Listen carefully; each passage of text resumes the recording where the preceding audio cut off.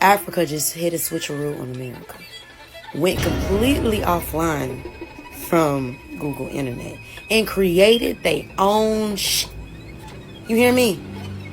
Pulled a switcheroo and now have their own internet that the U.S. government does not have access to, cannot monitor, cannot track, but still has access to do all the same things that we have access to do.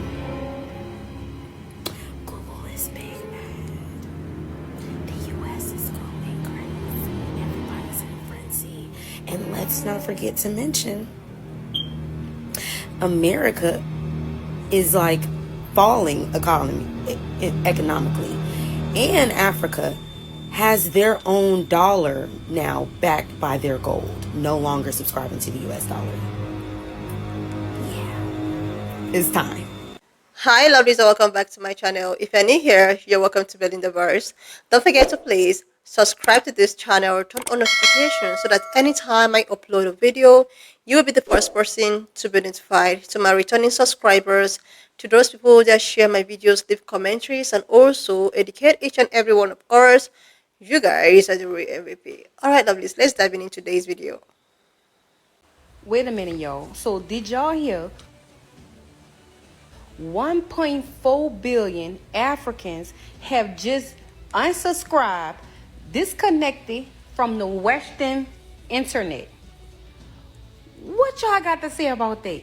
Now, these people launched their own internet. Now, hold on. Wait a minute, y'all. We thought China was advanced. Hold up. Africa? So, meaning they no longer have to be penny pinching or being controlled by the Western side, by the West. So this means that these people controlling their own tech, like the AI tech, that's, you know how much money that is that they losing in the West? You know how many people that is? And they saying they say it's 1.4 billion right now that disconnected, unsubscribed from Google. And by 2050, it should be 2.5 billion. By 2050, it should be 2.5 billion people using the African internet. And the name of it is Afronet. Afronet. Child, they scrambling, they running, they ducking, and they dodging. Y'all let me know in the comments. And this is for entertainment purpose, because this is educational, baby. This going down in history. Bye, y'all. I'm going to call y'all back later. Y'all call me. No, ring. I'm going to call y'all. Okay? And this is for entertainment. Nothing harmful. This is for the new movie coming out in 2026. Like, share, comment, and make sure y'all repost. See y'all later. Chat, word around town, I heard back in Africa, they just built their own continental internet server. I'm not talking about small Wi-Fi like Xfinity, Brightspeed, all that new, that's little shit. I'm talking about their own continental internet server. Not long ago, back in March, the Africans took it into their own hands and they developed their first ever homegrown internet center. It's called Afronet. Like, it's crazy. Like, nope. So it's really no more Google, none of that. They literally kicked Google as off their radar. Basically, you worry about Google Maps and Google this and Google that and Google Store. They even got their own Play Store. It's called Afri Store. This shit is different. Like, they even connect the satellites from Russia and China. Chad, if you ask me, this is a huge breakthrough for Africa due to a lot of their history and heritage and agriculture being blocked from big corporations, through big corporations. Now they got their own line. Like, you know what I'm saying? They get this shit directly. They got app stores. They got AI in 54 different languages. It's different. Like, hey, basically, Africa got digital freedom. Like, you know here in the US, we don't mind. We share our data on different apps every day, man. Don't even act like you care, man. They took matters into their own hand. They digitally free. You know how they coming, but yeah. Shout out them, though. Pay attention to this, man. This is crazy. Listen close. May reshape not just Africa, but the entire digital world. Quietly, without the fanfare of Silicon Valley press releases or glossy Google keynotes, Africa flipped the switch on an internet of its own. For 1.4 billion people, the rules of the game just changed. For decades, Americans and Africans alike have lived under the illusion that the internet was universal, borderless, and fair. But the truth is far less romantic. The web you and I know is not a neutral highway of information. It is a toll road owned and operated by a handful of corporations headquartered in California and Seattle. Google, Amazon, Microsoft, they have been the gatekeepers deciding how fast your search reaches you, how much you pay for access, and what information rises to the top. And Africa, for over 20 years, has been forced to play by those rules. That ends today. The African Union has unveiled what it calls the Continental Internet Exchange, a parallel infrastructure built not in the image of Western corporations, but for Africans themselves. It is not simply another internet service provider. It is a digital declaration of independence, the technological equivalent of a revolution. Think about it. When a student in Lagos wants to look up African history, why should their query travel through Europe and back, filtered by algorithms that often bury African voices? Why should an entrepreneur in Ouagadougou pay inflated fees to Silicon Valley shareholders for cloud storage when servers could sit in their own city? And now, here is the question we must all ask: what happens when 1 of 1? 4 billion people stop renting space on America's digital highways and begin paying their own. What does it mean for Google, for Washington, for the very idea of a unified internet? Stay with me until the end, because this story is not just about Africa's future, it's about ours. If you believe that. So 1.5 billion Africans unsubscribed from Google. They're leaving our platforms, y'all. They're literally leaving our platforms. I seen a post that they said that basically by 2050, 2.5 billion people will be in Africa. You know what I'm saying? They said in 4.2 billion by 2100. They basically said it will be a civilizational failure on their part if they fail to learn from Russia, China, and Iran, and even Vietnam, and have their own platforms. They said that WhatsApp, Facebook, Swift is perhaps a good starting point. They actually created their own internet infrastructure. All right, so yes, Africa is increasingly creating its own internet infrastructure. Okay, y'all, moving beyond resilience on foreign companies to develop local networks through initiatives like African Internet Exchange, which they call Access, and community-led projects. This is being achieved by establishing more internet exchange points, IXPs, to keep data traffic localized, leveraging community-owned wireless networks in rural areas, and expanding fiber optic cables. Okay, y'all, deployments. The goal is to improve internet security, reduce costs, and foster economic sovereignty by controlling Africa data locally. They're even leaving the language that they have been taught, being taught French, being taught the English language, and being taken away from your language of origin is one of the most craziest thing ever. But for them to come back and say, hey, we're going to go back to our original way of doing things and be ourselves, I support that. And like I said to y'all before, they created their own internet infrastructure. This is fucking elite.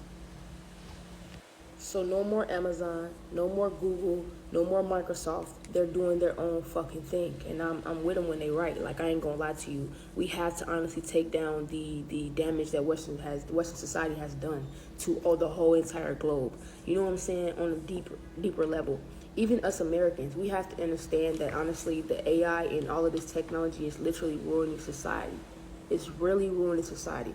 And honestly, we have to do better with honestly, accepting the changes that they're bringing to society with all of this tech. Seriously. But hey, Africa just did their shit, and I'm supporting it, no bad.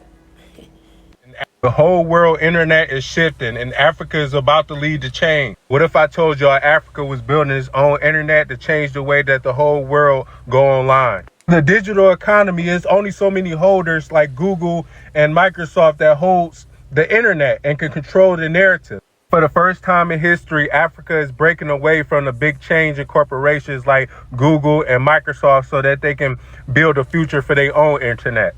And this isn't just Wi-Fi. This is a digital revolution we got on our hands. This can rewrite the internet as we know it. Forever, the internet been controlled by the West, but Africa just flipped the script on everybody. Nobody talking about it. Local networks, data centers, community-driven projects. Now Africans can really control their own online future. This is going to create a lot of things, new jobs, new tech centers, new development, new cities. This can be huge. And this is a big move, something that I don't think nobody thought was coming, to tell you the truth. Africa always been a consumer of the internet and not a creator. But they said, we hold on, we got something for y'all. Now that they got digital sovereignty, this means they got the key in their hand. They can make their own rules if they want to. Africa said, no, no, no, we're not doing that going forward. We got some big plans and we finna change everything. The whole world internet is shifting and Africa is. No one in America is really policed for existing the way that black people are, and that blackness always being challenged, nullified, voided, or basically telling us to get over the centuries worth of oppression, slavery, and the subsequent things that we experience after. Well, last night in New York City Fashion Week, the brand Actively Black put on one of the most black fashion shows, showcasing just how close we are to the Jim Crow era and just how close we are to black people being legally oppressed and under segregation in this country. If you're black, you recognize this picture. This picture is one of the biggest forms of protest black people had during Jim Crow. Obviously, black people couldn't use white fountains, and this man, Cecil J. Williams, took this photo. Well, he's still alive, and he walked in the fashion show.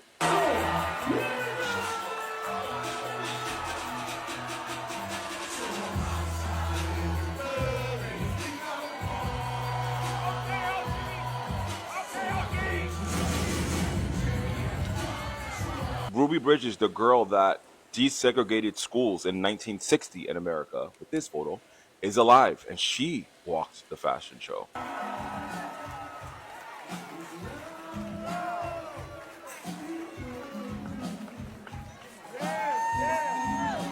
So this photo of Tommy Smith and John Carlos putting up the fist at the Olympics in 1986, they walked the fashion show.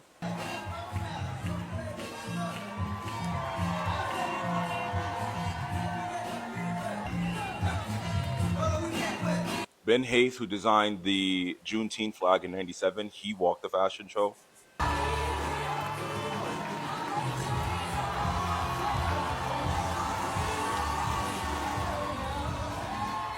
Malcolm X and Martin Luther King Jr.'s daughters walked the fashion show.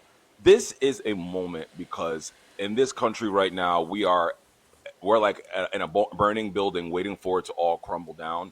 And it's more people using the rhetoric that we need to get over slavery. We need to get over oppression. We need to get over Jim Crow. We need to get over all the things that have led us to be where we are in this current precipice. And by never acknowledging the fact that these things were systematically done and put in place so close to current day that they still impact us. But this is a beautiful display of fighting the fight, still being alive, reaping the benefits of your rewards. But yeah, it was beautiful to see. This week is a week. My other account got banned because of it. So I'll be making more content over here. Happy Sunday. Just started its own internet. 1.4 billion people are now on their own network. They're no longer playing by the rules. The internet has been controlled by Google, Microsoft, Apple. They show you what they want to show you. If you don't know, a lot of people don't Google it anymore. They just use an AI system to get their answers that are uncensored. Google gives you censored news, especially on the topic. If you're doing anything political, heavily censored to most of the time the left. Africa, if they did a search, they had to pay Google to do that search, and they got a response censored for what was happening in their country. They're no longer doing this. This is a huge inflection point of them saying, fuck you and fuck the way that you've been doing things. We're going to do it our own way. Every country should have their own internet. Every country should be able to know exactly what's happening in their country. Is this going to block us from searching what's going on in Africa? I don't know. The details haven't been set out. But I'm all for a free internet. And I don't even know if this means that Africa gets a free internet. Maybe it's a government state-owned media internet that gives skewed answers. I don't know. But the fact that they're fucking with Google, it makes me happy. That whole monopoly that they have over the internet, it's going away. Sold Google ads for decades. Made a ton of money doing it. Now you don't have to. It's easier just to Google or go to the AI and ask the AI, hey, what dealership's got the best price on this year, make and model? And boom, Information comes to me. Don't even have to do the search anymore. I don't even have to do the research. I just know these are the top 5 people who have the car that I want at the price that I want. That's taking money away from Google. Google is losing billions, and they know it. Why do you think they're investing in AI? Why is all the budget going into AI now? Data centers. Why? Most of us know. Interesting story. I just did a roof inspection for a general contractor who's building data centers out. I don't remember the exact city, but it's above Austin, Waco. That's it. Really good conversation. Shared a lot of information. They're bringing in mini nuclear plants. That's next. So, getting electricity from nuclear, they're building mini nuclear facilities to power these data centers. The data centers that he's building in Waco, and the reason they're building there is there's a huge hospital there. So the electrical grid is already up to par, and they can handle a lot of electricity.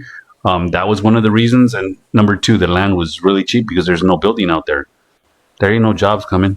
He said that the data centers will be the size of about 6 or 7 mega Walmarts, the big ones. And he says 10, 15 employees. Once it's all built out, 10, 15 employees can manage that whole area. So it doesn't bring work. But the mini nuclear energy plants that they're talking about, super interesting to me. And I'm going to do more research on that because that's new insider information that nobody's talking about. But because I had a one-on-one conversation with the general contractor for that area, one of them gave me a lot of really good information. And I plan to do what I can with it. Thank you so much for your follow. This just in breaking news. Africa just created their own internet service. 1.4 billion people removed their service in their profile from Google, and they got on to an African what's it called, Afroair. That's the African internet now. I love that for them. What is that gonna do? That is going to make, first of all of the traffic that when people in Africa would have to look up their history or look about what's going on, they did not have to be a victim to the Western YT washing of information. And so they were sick and tired of it. And what happened back in March is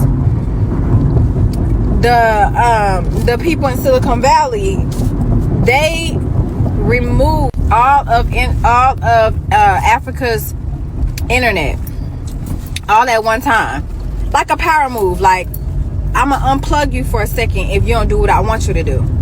And guess what? Africa didn't mumble a word. The whole entire continent, they have a continental internet, some sort of I don't know, organization. They quietly said, "Oh, okay, you want to play that? You think you reign over whatever I do? Okay, fine." And they put it together to where now the whole continent of Africa, so all 54 countries are in a coalition. They have their own internet. So Google can't charge them. Google's information is not, their information is not stuck on Google to where they're making them have to, where those people have to basically, buy storage. You know how Apple does and Google and all of them who work with, they got you buying all of this storage. And then come to find out, I called them one day. They said the storage that you buy doesn't go towards the phone. I said, well, what am I buying it for? So y'all, they have taken their power back, and now they can't skew any information. They can't hide any information. They cannot control the narrative either on what's going on anywhere. So this is very powerful. A lot of people are going to be trying to log in. They have their own app store as well. So a lot of people are going to be trying to either get a VPN or log in from elsewhere to try to figure out, how to get on there so that they can get in contact with their history, know exactly what's going on. They do have laws and rules to keep people from skewing information and all of that other stuff. So they you know, and of course, some people are like, it's not gonna be perfect. Da, da, da. Our internet is not perfect. That's what you do when somebody try to p-test you and be like, I run this and you got to do this and do that. That's what you do. So people are calling it an internet revolt. I just call it that they're taking their power back. I think it's a form of some sort of union for Africa. But anyway, y'all look into it. When I tell y'all everybody is pulling a cord from different countries, they are pulling a cord. So y'all hold on to your seatbelts or start looking into other places on, so that you could be good. Because the West is being dismantled right now as we speak, brick by brick. Okay? This can mean one or two things for us, or both of them simultaneously be true. It could put us in a place of isolation to where we're going to have to reach out to them or try to get another VPN, whatever, so that we can still kind of indulge with that side of the world. Or them, the oligarchs, they could get upset and try to boost the price of the internet for us, which in turn I feel like it's gonna make us not want to be a part of the internet. I really do think that this is going to kick them in the behind. I feel like they should have never tried to pull that little stunt. But you make your bed, you gotta lie in it. So a lot of countries are pulling out of US companies' stock markets. Because we do need to interact with each other still, I think they're gonna make a way. But listen to this. They built their own infrastructure, but guess who else infrastructure is backing them? Russia and China. So that's just to let you know what they're dealing with. It's fast. It has backing from other countries who have infrastructure that's been fortified, and trusted and true, and we use it when we travel over there. So yeah, they were forced to use our infrastructure for the last 20 years. Now they have their own. Y'all get down in the comments and let me know what y'all think. This just in, breaking news. Alright, no one in America is really policed for existing the way black people are. That is the starting point. Blackness in this country is always under attack, always questioned, always devalued, and constantly being told to get over it. Get over slavery, get over Jim Crow, get over segregation, get over redlining, get over mass incarceration, get over police brutality, get over the killings that never stop. Get over a history that is only a few breaths away. But why the constant pressure to move on is forced on us? The system that oppresses never seems to move on themselves. They remain, shape-shift, and adapt. And what we saw this week in Africans' bold move and in New York City fashion show was a clear reminder that black people are still refusing to be erased. Let's break this down. Africa just put what some are calling the switcheroo of century. They have gone offline from Google's internet, severed US surveillance, and created their own independent internet infrastructure. Not just a symbolic act, but a real act of severity. For decades, the world has known Africans' resources power global economies, but control of information, data, and currency has kept African under Western surveillances and dependence. Now imagine an Africa with its own internet, one that US government can't monitor, track, or shut down. An internet designed for Africans by Africans and with full access to the tools and functions the global internet provides without the leash of Western big tech. On top of that, Africa now has its own gold-backed dollar. Think about what that means. For decades, The US dollar has been propped up by global trade and exploitation of resources, many of those resources taken from Africa. Now Africa flips the script and builds a currency backed by gold, not by adapts, not by debt, not by manipulation, not by Federal Reserve print machine, but by the very mineral wealth that has always been at the heart of colonial exploitation. That is revolutionary, and it shakes the very foundation of US economic dominance. But why Africa makes this history move? Here in America, black people still live inside a system that tells us our pen is old news, and yet every reminder of history screams that it is still alive. Last night at New York Fashion Week, the brand Actively Black staged one of the most unapologetically black fashion shows in history. This wasn't just clothes on runway, it was a protest stitches into fabric. It was history walking down the runway in the living form. It was a reminder that the legacy of struggle is not in textbooks alone, it's embodied in people who are still alive, who still breathe, who still walk among us. Cecilia J. Williams, the man who took one of the most ionic photos of protesting during Jim Crow, he walked the runway. The girl who desegregated schools in 1960, Ruby Bridges, she walked the runway. Think about that.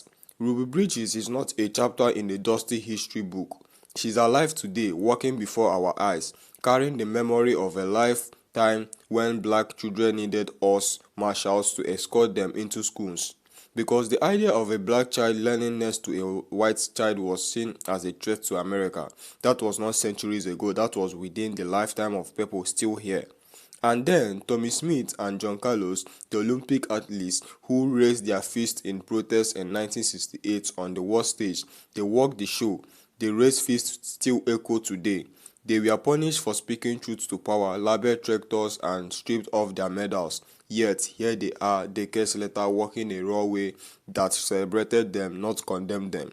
Ben Hart, the man who designed the Juneteenth flag in 1997, walked the runway. The daughters of Malcolm X and Martin Luther King Jr. walked the runway. These are not ghosts of the past. These are the living legacies. They are reminders that history isn't behind us. It's standing shoulder to shoulder with us right now. And yet, the historic in this country is that we need to get over it.